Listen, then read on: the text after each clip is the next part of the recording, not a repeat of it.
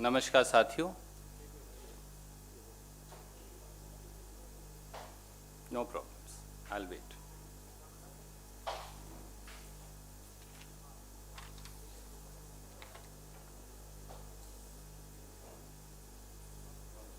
Any issues?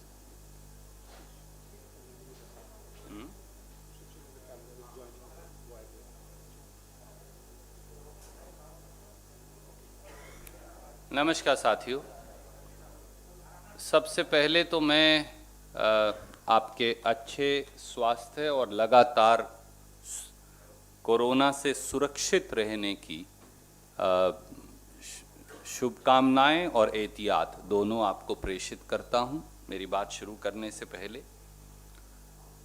आज राष्ट्रीय सुरक्षा से जुड़े एक अत्यंत गंभीर विषय को लेकर हम आपके बीच में हैं। 60,000 करोड़ रुपए से अधिक के देश के सबसे बड़े रक्षा सौदे में कमीशनखोरी, बिचौलियों की मौजूदगी और पैसे के लेन देन ने एक बार फिर राफेल सौदे की परतें खोल दी हैं।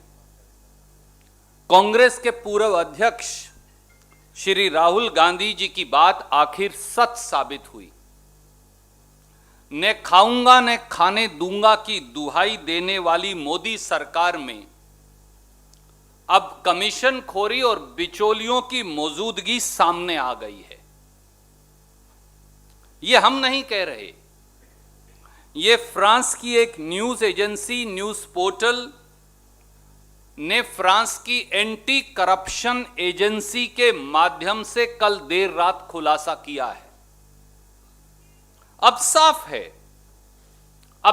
है कि 60,000 करोड़ रुपए से अधिक के सबसे बड़े रक्षा सौदे में सरकारी खजाने को नुकसान, राष्ट्रीय हितों से खिलवाड़, क्रोनी कैपिटलिज्म की संस्कृति, कमीशनखोरी और बिचौलियों की मौजूदगी की एक चमत्कारी गाथा अब देश के सामने है। रक्षा खरीद प्रक्रिया की खुलकर धज्जियां उड़ाई गई। मैं पहले 5 तथ्य आपके समक्ष रखूंगा और फिर 5 सवाल हैं। 10 अप्रैल 2015 को प्रधानमंत्री श्री नरेंद्र मोदी जी द्वारा फ्रांस पेरिस के अंदर 60,000 करोड़ रुपए के 36 राफेल जहाज खरीदने की घोषणा की गई। ना कोई टेंडर, ना कोई खरीद प्रक्रिया, ना कोई डिफेंस प्रोक्योरमेंट प्रोसीजर। प्रधानमंत्री गए, जैसे केले और सेब खरीदते हैं, देश के सबसे बड़े रक्षा सौदे की घोषणा कराई। 23 सितंबर 2016 को मोदी सरकार ने दिल्ली में government to government contract 36 Rafale जहाज 8.7 बिलियन अमेरिकी डॉलर या लगभग 60,000 करोड़ रुपया हिंदुस्तानी में खरीदने का करार समझौता फ्रांस की सरकार से कर लिया। तीसरा पहलू यह है, हम जानते हैं कि रक्षा खरीद प्रक्रिया में अब यह अनिवार्य है हमारे देश में कि एक इंटेग्रिटी क्लॉज होगी हर रक्षा खरीद सौदे के अंदर, और उसमें बिचौलियों की मौजूदगी, रिश्वतखोरी और कमीशन देन का आदान प्रदान प्रतिबंधित है। और अगर कोई रक्षा कंपनी जो हिंदुस्तान की सरकार को रक्षा उपकरण बेच रही है, अगर यह साबित हो गया कि उसने बिचौलिए रखे, कमीशनखोरी की या फिर रिश्वत दी, तो पहला एफआईआर दर्ज होगी, वो सौदा खारिज कर दिया जाएगा, उस कंपनी को बैन कर दिया जाएगा और उस कंपनी के खिलाफ जांच होगी। मैं याद करवाऊं, ऑगस्टा वेस्टलैंड में जब ये इल्जामात आए थे तो श्री ए.के. एंटनी जो उस समय रक्षा मंत्री थे, उन्होंने यही सब किया था। कल जो खुलासा सामने आया है उसमें यह बात सामने आई है कि फ्रांस की एंटी करप्शन एजेंसी जिसे AFA कहते हैं, उसने जब डसॉल्ट कंपनी जो फाइटर एयरक्राफ्ट बनाती है रफेल, उसका ऑडिट किया तो उसमें पाया कि 23 सितंबर 2016 के चंद महीनों के या दिनों के अंदर रफेल ने 1.1 मिलियन यूरो एक मिडिलमैन को दिए थे।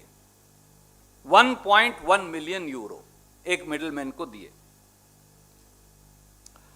और ये सारा एक्सपेंडिचर जो है इसे गिफ्ट्स टू क्लाइंट्स की संज्ञा दी। एक्सपेंडिचर के खाते में लिखा है कंपनी के, और इसे गिफ्ट टू क्लाइंट की संज्ञा दे डाली।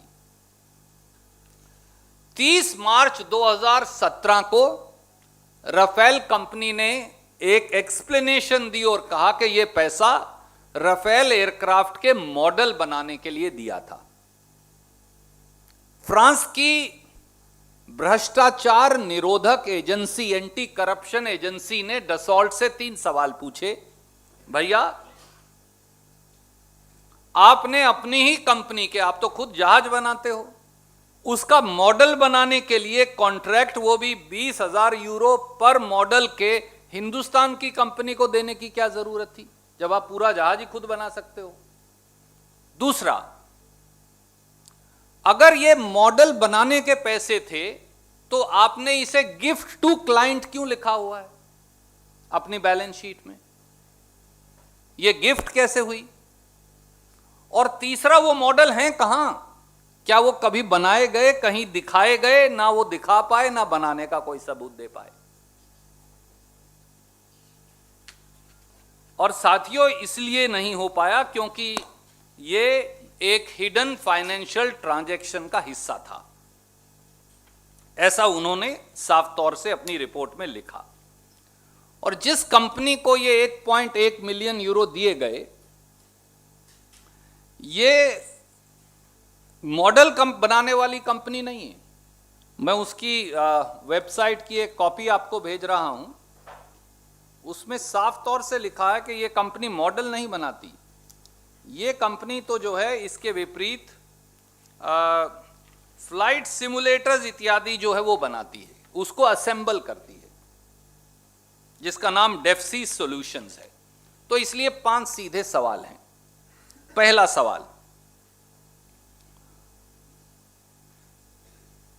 डसॉल्ट द्वारा जो 1.1 मिलियन यूरो की राशि गिफ्ट टू क्लाइंट दिखाई गई है अपनी बैलेंस शीट में, क्या यह वास्तव में मिडलमैन को, बिचौलिए को दिया गया कमीशन नहीं है? दूसरा सवाल, क्या हिंदुस्तान में रक्षा सौदों में बिचौलिए और बिचौलियों को दिए जाने वाला कमीशन अब मोदी सरकार द्वारा मंजूर शुदा है?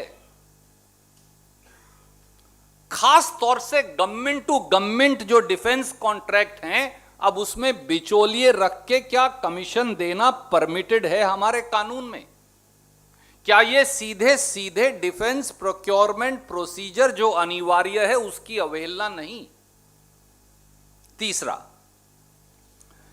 क्या इस कमीशन खोरी और बिचौलिए दलालों की मौजूदगी से पूरे रफेल सौदे पर प्रश्न चिन्ह नहीं खड़ा हो गया है? क्या ऐसे में डसॉल्ट कंपनी पर जुर्माना लगाना, FIR लगाना और बैन करना, जो डिफेंस प्रोक्योरमेंट प्रोसीजर के मुताबिक अनिवार्य है, अब लागू हो जाएगा? चौथा सवाल, क्या अब देश के सबसे बड़े रक्षा सौदे में कमीशनखोरी और बिचौलियों की मौजूदगी और रिश्वतखोरी के इल्जामात की पूरी निष्पक्ष जांच नहीं होनी चाहिए, ताकि दूध का दूध, पानी का पानी सामने आए कि किसने पैसा लिया, कितना पैसा लिया, कैसे लिया और वो पैसा कहां गया? और आखिरी सवाल, क्या प्रधानमंत्री अब देश को जवाब देंगे। I will very briefly repeat the 5 questions in English. Friends, the devastating and sensational revelations in the last evening report of the French news agency /portal Mediapart.fr, founded upon the investigation conducted by the French anti-corruption agency AFA, has now revealed existence of middlemen, payment of commission, and the red flags raised by the French anti-corruption agency in India's biggest defense deal, the 36 aircraft off-the-shelf purchase of Rafale aircrafts at a cost of 60,000 crore rupees. The allegations of causing loss to public exchequer, bribery, and payment of commission in India's biggest defense deal once again stare at the face of Modi government. Let the Prime Minister answer. Number 1. Was the payment of euro 1.1 million shown by Dassault as gifts to clients in reality a commission paid to middlemen for the Rafale deal? Number 2, how can middlemen and payment of commission be permitted in a government-to-government defense contract or in any defense procurement in India in violation of the mandatory defense procurement procedure?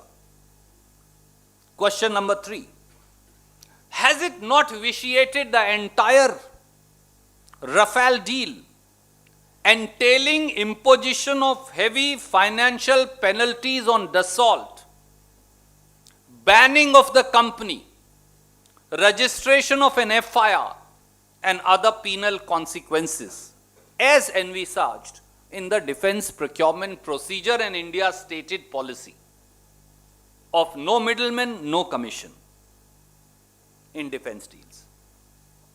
Number 4, does it not now require a full and independent investigation into India's biggest defense deal to find out as to how much bribery or commission or both have been paid in reality, if any, and paid to whom in the Indian government? And last question, will the Prime Minister now answer to the nation? Any questions, you're welcome to ask. Just get this figure correct. We'll take one by one. First on this issue and then on other issues.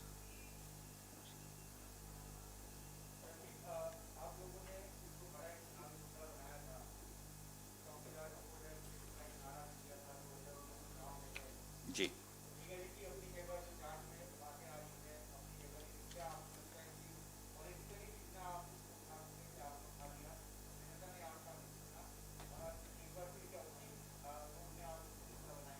आदरणीय साथी, ये सवाल कांग्रेस का है ही नहीं,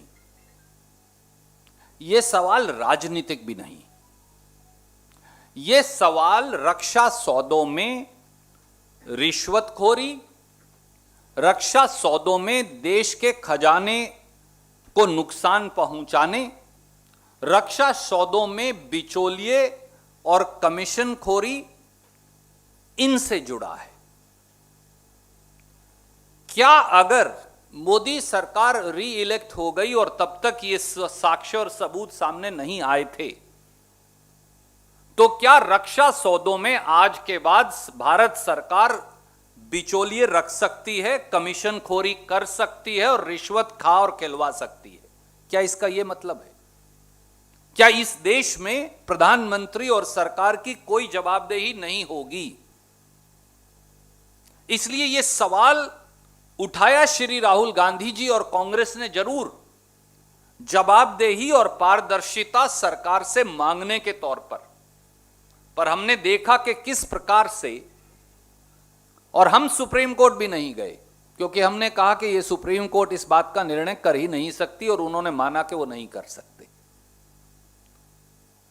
परंतु सवाल यह है कि आज फ्रांस में इस दसॉल्ट कंपनी जो राफेल एयरक्राफ्ट बनाती है, उसकी जब ऑडिट हुई वहां की एंटी करप्शन एजेंसी के द्वारा, तो एक छोटा सा कमीशन खोरी और बिचौलिए का हिस्सा सामने आया। प्रधानमंत्री जी तो कहते थे ये गवर्नमेंट टू गवर्नमेंट कॉन्ट्रैक्ट है, तो गवर्नमेंट टू गवर्नमेंट कॉन्ट्रैक्ट में कमीशन खोरी और बिचौलिए कैसे हो सकते हैं? और भारत में स्टेटेड पॉलिसी है no middleman no commission in defence deals, और अगर कोई ऐसा करेगा तो उस पर कार्रवाई होगी, कंपनी का कॉन्ट्रैक्ट कैंसिल होगा, कंपनी ब्लैक लिस्ट होगी, कंपनी पर एफआईआर दर्ज होगी। यह इस देश का कानून है। हम केवल यह पूछ रहे हैं क्या इस देश का कानून इस देश की सरकार पर लागू होता है, या इस देश के सरकार और प्रधानमंत्री कानून और संविधान से ऊपर उठ गए हैं? Any other friend?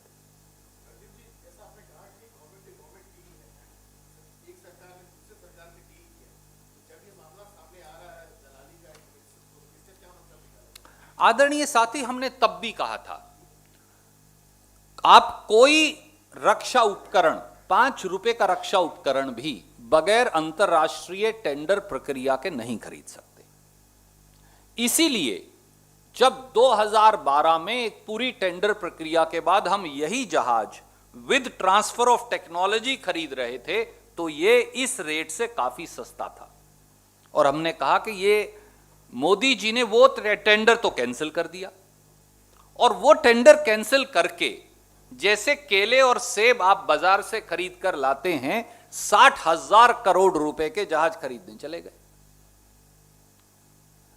इसलिए सवाल बहुत ही सीधा था पहले दिन से ही कि क्या इसमें गड़बड़ हुई, क्या रक्षा खरीद प्रक्रिया यानी डिफेंस प्रोक्योरमेंट प्रोसीजर को कूड़ेदान में डाल दिया गया, क्या प्रधानमंत्री ऐसा कर सकते हैं जब उन्हें यह अख्तियार ही नहीं, क्या प्रधानमंत्री कल जाकर 60,000 50,000 करोड़ की चीज बगैर टेंडर के खरीद सकते हैं, क्या इसमें कोई रिश्वत का आदान प्रदान हुआ, क्या देश के खजाने को नुकसान पहुंचा, चूना लगाया गया? और अब तो यह भी सामने आया है कि इसमें मिडलमैन और कमीशन खोरी भी हुई। तो हमारा सवाल बड़ा सीधा है कि क्या अब इस पूरे मामले की निष्पक्ष जांच नहीं होनी चाहिए? जी sir, I will come back to you sir.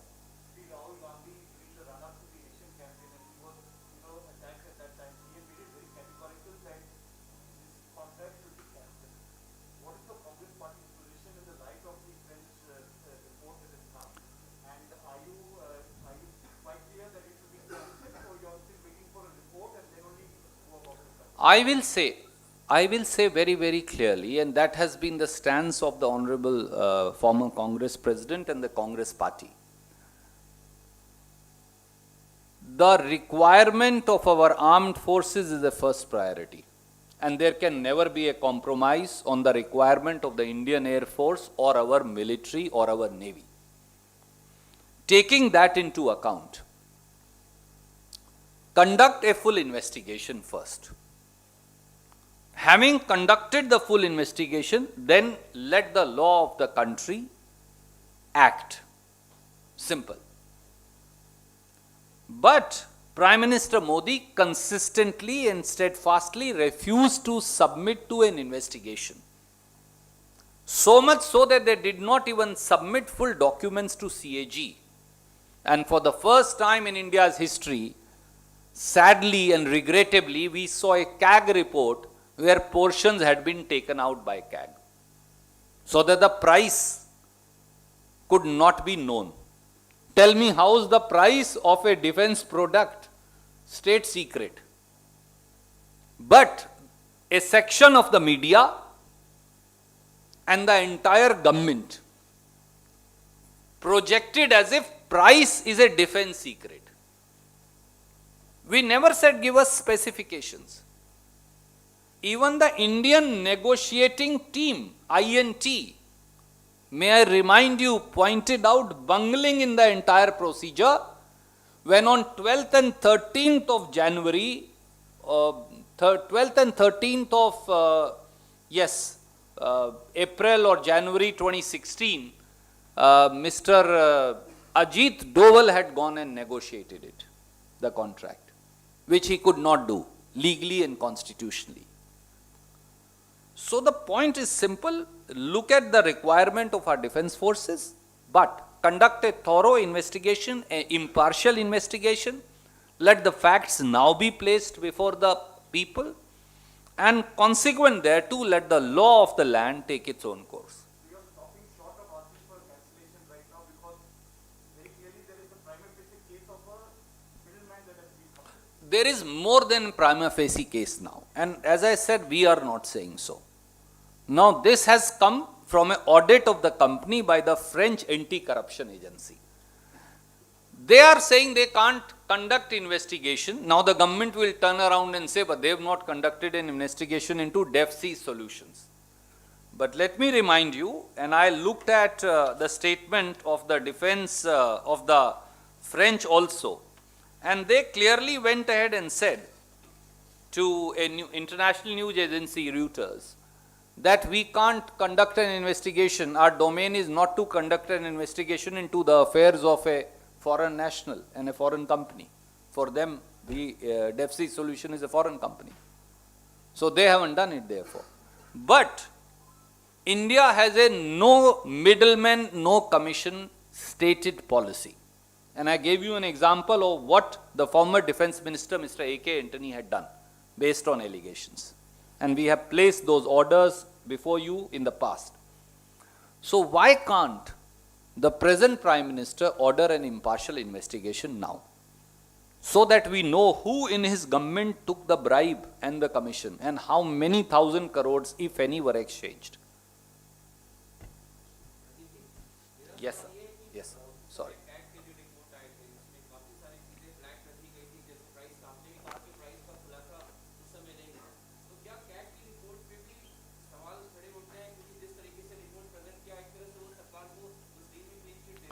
आदरणीय साथी, कैग की रिपोर्ट पर तो सवाल उठे ही थे, क्योंकि कैग की रिपोर्ट एक कागज का पुलिंदा बनकर रह गई थी। ऐसा लगता था कि कैग बजाय इस पूरी डिफेंस डील में सरकार के खजाने को चूना लगाने की जांच करने की बजाय सरकार को बचाने का काम कर रहा था। और जैसा मैंने कहा कि देश के इतिहास में पहली बार कैग ने अपनी रिपोर्ट के पोर्शंस डिलीट कर दिए, उन्हें ब्लैकन कर दिया। ऐसा तो आज तक कभी नहीं हुआ। आप संसद को नहीं बताएंगे, संसद की सुरक्षा मामलों की समिति को नहीं बताएंगे, देश को नहीं बताएंगे कि आपने जहाज कितने पैसों में खरीदा, और वही जहाज टेंडर से कांग्रेस पार्टी वही जहाज विद ट्रांसफर ऑफ टेक्नोलॉजी कितने पैसों में खरीद रही थी। इतना ही तो सवाल है। ना कैग बताता, ना प्रधानमंत्री बताते, ना रक्षा मंत्री बताते, ना बीजेपी बताती, ना सरकार बताती। और अब जब कमीशन खोरी और बिचौलियों के सबूत सामने आए हैं तो वो चुप्पी साधे हैं। ऐसा क्यों? सवाल ये। मीडिया पार्ट के रिपोर्टर यान फिल्पन जिन्होंने ये खुलासा किया है, उन्होंने कहा कि इस पूरे प्रकरण की जांच 3 हिस्सों में की गई है। ये अभी पहला पार्ट है, सबसे बड़ा खुलासा तीसरे पार्ट में होगा। जी, तो माना जाए कुछ और बड़े नाम सामने आ सकते हैं। देखिए, जो तथ्य हमारे सामने नहीं है, मैं उस पर आज टिप्पणी नहीं करूंगा। जब भी और तथ्य सामने आएंगे मैं उसके बारे में आपसे जरूर साझा करूंगा। हां, पर एक बात साफ है कि इस रक्षा सौदे में दोनों सरकारों में बड़े बड़े पदों पर बैठे लोग शामिल हैं, और उसके काफी साक्ष्य एक फिल्म की शक्ल में आपके सामने आए भी थे, जिस फिल्म की फाइनेंसिंग हिंदुस्तान से हुई, और वो फ्रांस के जो राष्ट्रपति थे सम्मानित उस समय के, उनकी जो मित्र थी जो उनके साथ रहती थी, वो फिल्म वहां फाइनेंस हुई थी। याद करिए, आपको याद होगा। तो इसलिए इस देश के सबसे बड़े रक्षा सौदे में दोनों मुल्कों में बड़े बड़े पदों पर लोगों तक इसके तार पहुंचते हैं।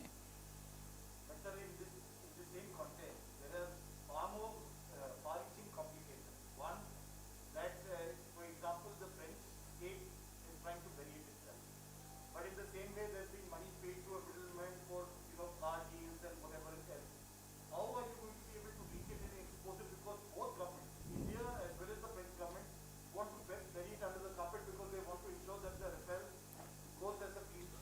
Well, I agree with you that that's a genuine concern.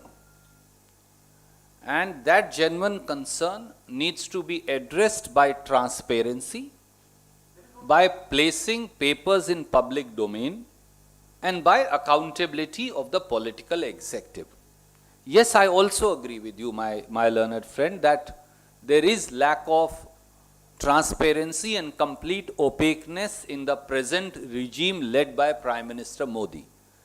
But it is my duty as a citizen, and it is, I know, your duty as a journalist, that we will continue to ask questions and demand both transparency and accountability.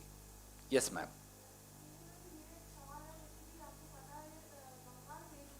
Ma'am, I'll take other questions. Just give me 2 minutes. If there are, first let me finish this subject and then I go to the next. Do you think that this will then further purchase and ongoing purchase of defense purchases?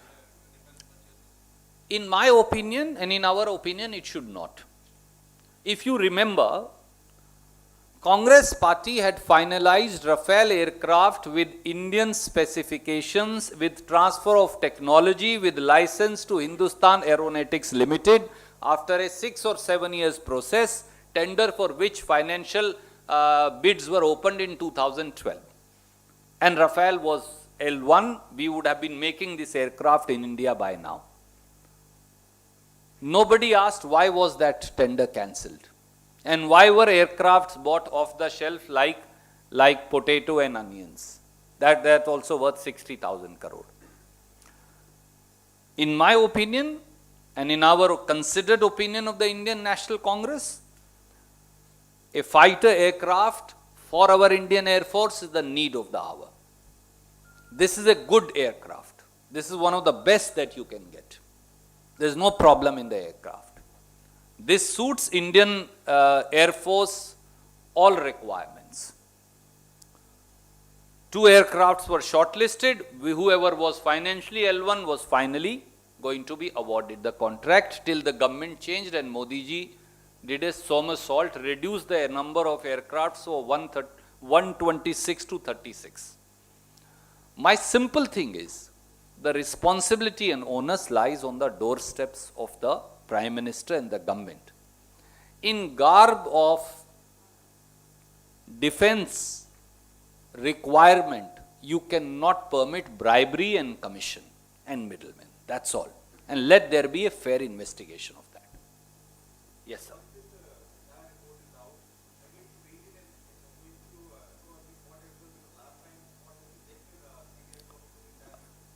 That's why let me remind you, and I just reminded, Indian National Congress and none of our leaders ever approached the Supreme Court. For we believed it is not their domain to investigate. Courts is not equipped to investigate this matter. It needed a free, fair and impartial investigation, and that's why we had then demanded a joint parliamentary committee probe, where all facts could be placed, all evidence could be taken by them, as they have the powers of a civil court. Everybody could be deposed before them, including in-camera proceedings if needed, and then a final report could be submitted based on facts and documents. It's a matter of reading the documents. The Supreme Court was not even given access to documents by this government. They said, sorry, we can't give them to you. But a JPC would have to be given those documents. That's why Shri Rahul Gandhi then had asked for a clear-cut probe in the matter. We will wait for next 48 hours for government to react and then take the next step.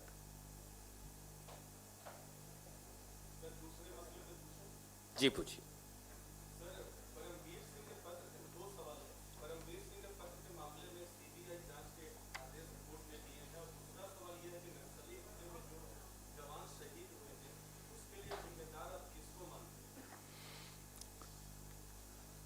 पहले मैं आपके दूसरे प्रश्न का जवाब देता हूं और फिर उसके बाद पहले प्रश्न पर आऊंगा. एक बार फिर भारतीय राष्ट्रीय कांग्रेस के हर साथी की ओर से, समेत कांग्रेस अध्यक्षा श्रीमती सोनिया गांधी जी और श्री राहुल गांधी जी की ओर से, हमारे जांबाज और बहादुर जवानों को जिन्होंने सर्वोच्च कुर्बानी नक्सलवादियों से लड़ते हुए दी, हम उनको नमन करते हैं और उनके परिवारों के प्रति अपनी संवेदना व्यक्त करते हैं। कल भी हमने कहा, मैं फिर कहता हूं, जब से श्री अमित शाह जी गृह मंत्री बने हैं 5213 नक्सलवादी इंसिडेंट्स हो चुके। ये मैं नहीं कह रहा, ये संसद में उन्होंने जो जवाब दिया है वहां उसका मैं हवाला दे रहा हूं। 2015 से आज तक 5213 और 1416 लोग मर चुके, जिसमें हमारी पैरामिलिट्री फोर्सेस और पुलिस के जवान भी शामिल हैं, वीर गति को प्राप्त हो चुके। साथियों, ये पूरा इंसिडेंट हुआ कब? ये सबको मालूम है कि 3 अप्रैल को, 2 दिन पहले 3 अप्रैल को लगभग 11:30 बजे जोनागुंडम और तिक्लागुंडम, अगर मैं ये प्रोनाउंसिएशन मेरी सही है, तो बीजापुर सकमा बॉर्डर पे इन जंगलों के बीच में हमारी सशस्त्र बलों और हमारे सशस्त्र बलों के साथ नक्सलवादियों की ये मुठभेड़ हुई। टाइम और तारीख जरूर नोट कर लें, 3 अप्रैल दिन में लगभग 11:30 बजे।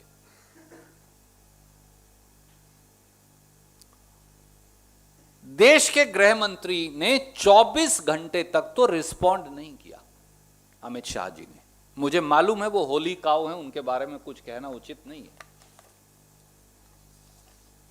अगर आप ये देखें, 3 अप्रैल को जब ये हमले हो रहे थे और हमारे जवान वीर गति को प्राप्त हुए थे, तो देश के गृह मंत्री ये कर रहे थे। ये उनका ट्विटर अकाउंट है, मैं नहीं बनाकर लाया। जब हमारे सशस्त्र बल और सिपाही नक्सलवादियों से लड़कर वीर गति को प्राप्त हुए थे, तो देश के गृह मंत्री ये कर रहे थे। ये देखिए, I'll send it to you. This is from office of Amit Shah. I'll send it to you. मैं पढ़ के बता रहा हूं।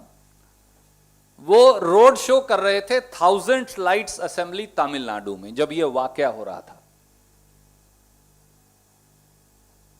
तमिलनाडु में वो एक पूर्व सिने तारिका के साथ रोड शो कर रहे थे। उसके बाद वो तमिलनाडु में तिरुनेलवेली विधानसभा में एक जनसभा को संबोधित कर रहे थे 1 बजे। उसके बाद वो 3:30 बजे Sultan, and pardon my pronunciation, Bathery, Kerala में एक और जलसे को संबोधित कर रहे थे। वहां से वो तमिलनाडु से वापस नहीं आए, दिल्ली या छत्तीसगढ़ नहीं गए। उसके बाद वो तमिलनाडु से केरल गए और 3:30 बजे वहां उन्होंने किया। उसके बाद वो 5 बजे केरल में कोझिकोडे में रोड शो कर रहे थे। और उसके बाद फिर वो असम गए और असम में उनकी 3 रैली थी। इन सब बातों के बावजूद पूरी दिन बीत गया, रात बीत गई। अगले दिन फिर उन्होंने, ये मैं नहीं कह रहा, डॉक्टर जितेंद्र सिंह कह रहे हैं कि उन्होंने सरभोग में, असम में, ये फोटोज भी लगाई हैं उन्होंने, कि 4 तारीख को अमित शाह जी ये इलेक्शन रैली संबोधित कर रहे थे। और उसके बाद वो आखिरी 2 रैली उन्होंने बड़ा एहसान किया पूरे देश पर और हमारे सेनाओं पर भी कि वो वापस आ गए। फिर उन्होंने पहली सुरक्षा बैठक की। दोस्तों, मैं आपसे, आपके समक्ष एक नागरिक के तौर पे ये पूछता हूं, देश का गृह मंत्री क्या इतना अपने कर्तव्य के प्रति लापरवाह या विमुख हो सकता है? ये ऑपरेशन जो है security adviser to government of India की देखरेख में चल रहा है, जो मौके पे मौजूद हैं, फॉर्मर सीआरपीएफ चीफ, आपको भी पता है। डायरेक्ट हॉटलाइन पर उनके होम मिनिस्टर होता है। नक्सलवाद से निपटना होम मिनिस्टर की डायरेक्ट जिम्मेवारी है। केंद्रीय सशस्त्र बल वहां पर हैं। होम मिनिस्टर के और भारत सरकार के सिक्योरिटी एडवाइजर पूर्व सीआरपीएफ चीफ मौके पर मौजूद हैं। 11:30 बजे यह वाकया हो जाता है, यह इंसिडेंट हो जाता है। हमारे सैनिक पूरी बहादुरी से लड़ते हैं, अपनी जान हथेली पर रखकर लड़ते हैं, नक्सलवादियों का सफाया करने के लिए लड़ते हैं। उनकी जितनी प्रशंसा की जाए, उनकी वीरगति को जितना नमन किया जाए, उतना कम है। वो वीरगति को प्राप्त हो जाते हैं, पर उनका मुखिया 1000 लाइट असेंबली में एक सिने तारिका के साथ रोड शो कर रहा होता है, उसे समय नहीं है। उसके बाद एक और जलसा करता है तमिलनाडु में, फिर केरल जाता है, फिर केरल 2 जलसे करता है, फिर असम जाता है, फिर असम में एक जलसा करता है, उसके बाद वापिस आते हैं। कोई और गृह मंत्री होता ना तो आप लोग उसका इस्तीफा मांग लेते अब तक, और हो जाता। एक गृह मंत्री ने, जो मौके पे मौजूद थे बंबई हमलों के वक्त, केवल एक बार उन्होंने केवल कपड़े बदल लिए थे, कुछ खास बात नहीं। कई बार कपड़े मैले हो जाते हैं, आदमी बदल लेता है। केवल इस बात पर इस देश के पत्रकारों ने उनका इस्तीफा मांग लिया था। एक गृह मंत्री यह है जो 24 घंटे तक जलसे करता रहा, पर उससे सवाल नहीं पूछा किसी ने।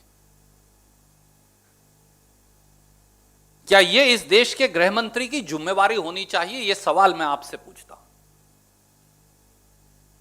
क्या देश का गृह मंत्री इतना विमुख और निर्दयी हो सकता है कि हमारे जवान वीर गति को प्राप्त होकर उनकी लाश वहां पड़ी है और वो वोट मांग रहा है, वो वापस नहीं आएगा, वो सिने तारिकाओं के साथ शो करेगा, रोड शोज करेगा?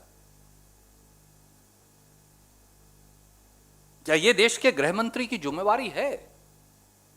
क्या ऐसे व्यक्ति को गृह मंत्री के पद पर बने रहने का अधिकार है? और कई समाचार पत्रों ने लिखा है, मैं तो वास्तविकता क्योंकि मौके पर था नहीं, पता नहीं, कि 24 घंटे तक रेस्क्यू पार्टी नहीं गई। सशस्त्र बल हैं, सेना है, पुलिस है, सिपाही हैं, गोली लगी है। अगर उन्हें बचाने के लिए 24 घंटे तक रेस्क्यू पार्टी नहीं जाएगी, अगर किसी को गोली लगी है तो क्या मालूम क्या हो जाएगा? मैं आपके विवेक पर छोड़ता हूं। क्या इस देश के इतिहास में किसी गृह मंत्री ने कभी यह किया है? क्या ऐसे गृह मंत्री को अपनी जिम्मेवारी का कोई एहसास है? क्या कोई गृह मंत्री इतना निर्दयी हो सकता है केवल टेलीविजन पर यह कहने से मैं नमन करता हूं और उनकी कुर्बानी व्यर्थ नहीं जाएगी, वो हमारे शहीद जवान वापस आ जाएंगे? हम भारत सरकार जो नक्सलवादियों के खिलाफ कदम उठाएगी, हर उस कदम के साथ हैं। सोनिया गांधी जी ने कल कहा, हमारी प्रांतीय सरकार उनके साथ है। हम हमारे सशस्त्र बलों को, भारत सरकार को, सीआरपीएफ को, बीएसएफ को, आईटीबीपी को हर सुविधा, हर मदद देंगे। हम बिल्कुल उनके साथ खड़े रहेंगे। पर गृह मंत्री क्या कर रहे थे? यह सवाल भी पूछा जाना चाहिए। क्या यह जिम्मेवारी का निर्वहन है? यह सवाल भी पूछा जाना चाहिए। केवल मेरा यह सवाल है। और दूसरा जो आपका प्रश्न था, मैंने भी अभी देखा कि बंबई हाईकोर्ट ने कोई निर्णय दिया है। किसी निर्णय पर या ऑर्डर पर हम अक्सर जो सब जुडिस मैटर हैं, हम टिप्पणी नहीं करते। 2 बातें मुझे प्रथम दृष्टि से समझ में आती है। पहली बात, किसी व्यक्ति के खिलाफ बगैर सुने कोर्ट को निर्णय नहीं देना चाहिए। क्या अनिल देशमुख जी को भी सुना गया है या नहीं, इसकी बात जांच आप खुद कर लें। नंबर 2, क्या बगैर सुने ही पूरा पिटीशन अलाउ हो सकता है? महाराष्ट्र सरकार ने तो सीबीआई को जांच के लिए अनुमति नहीं दी। तो क्या अदालत को इस पहलू को ध्यान में नहीं रखना चाहिए? वो भी तब जब देश में जो सरकार है वो वहां की सरकार को गिराने का षड्यंत्र कर रही हो और उसके लिए वो केंद्रीय जांच एजेंसियों की मदद ले रही हो। क्या ये संविधान के अनुरूप अदालत को संज्ञान नहीं लेना चाहिए? ये अदालत के प्रति एक नागरिक के तौर पर मैं 2 सवाल छोड़ता हूं। Yes sir. आपके पुराने साथी रहे हैं पंजाब जैसे राज्य में, आगे के जो आपके साथी हैं, उन्होंने 3 मार्च को टीवी चैनल को इंटरव्यू किया था। उसमें जब उनसे पूछा गया था कि 100 का आंकड़ा बीजेपी कैसे क्रॉस कर सकती है वेस्ट बंगाल में, उन्होंने कहा था कि दुर्भाग्य से अगर ऐसा कुछ होता है कि सिक्योरिटी फोर्सेस से हमला होता है तभी जाके इस तरह का सिचुएशन होता है। शायद ये आपने अभी देखा हो। मैंने इस प्रकार का उनका कमेंट देखा नहीं, मुझे ये भी नहीं पता आप सिद्धू साहब की बात कर रहे हैं कि किसकी कर रहे हैं। तो मैं जब तक देख ना लूं, व्यक्ति विशेष से बात नहीं कर लूं, शायद उस पर बयान देना अनुचित रहेगा। I'll just come to you, sir. Ma'am has been waiting for some time. Yes, ma'am.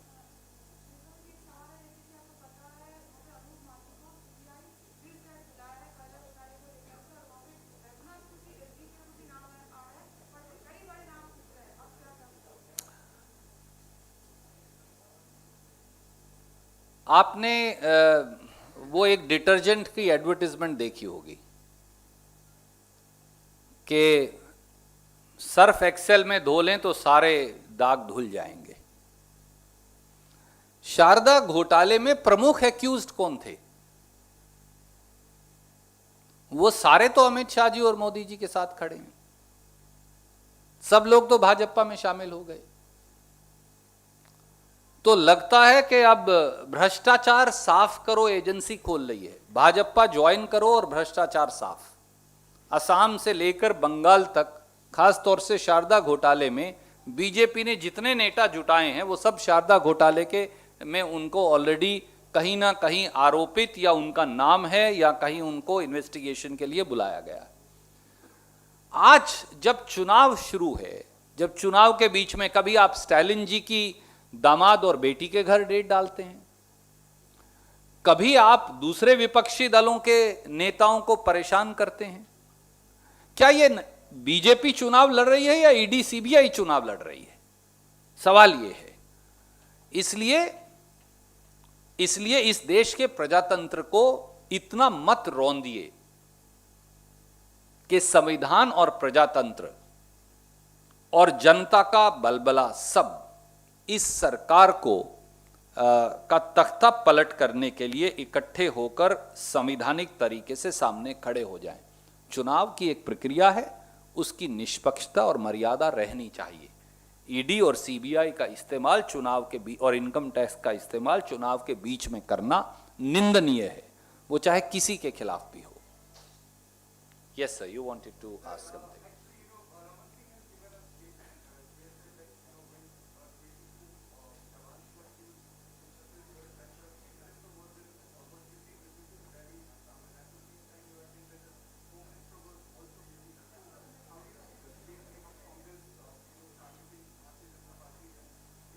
No, thank you for your question and thank you for reminding that.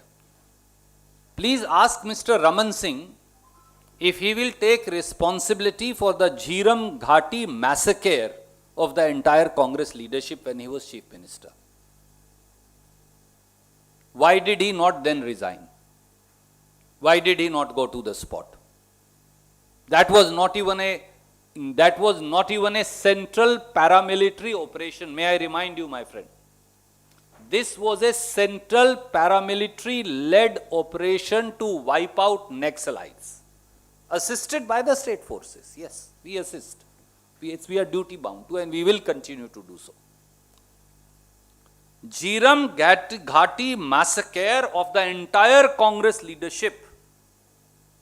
Our PCC president to our former chief minister, the entire Congress leadership was wiped out. And we all know allegations were leveled at whom of being hand in glove with Naxalites. And they refused to even investigate it. All that are pointed out to you. Chhattisgarh government and our chief minister are committed to provide all logistics, every type of support that our paramilitary forces and government of India wants in our fight against Naxalites. We are one and united in this fight. But what about responsibility of the man responsible as Home Minister of India for the operation? Shall he continue to evade his duty, be absent completely, continue to do road shows and public rallies for 24 hours, and nobody should ask for his accountability because he is the holy cow? The same friends of the media, during the Mumbai terror attack where we cleaned all the terrorists, the UPA government, just because Home Minister of India was physically present in Mumbai, overseeing the operations, had changed his clothes. There was so much of uproar in the country that he had to resign. But here the Home Minister can do road shows with film stars, hold public rallies, be in 3 different states, not come back to Delhi, and then do us a great favor by cancelling the last 2 rallies in Assam, and not be held accountable or not be asked questions of. I don't think so. That should be the yardstick in this country.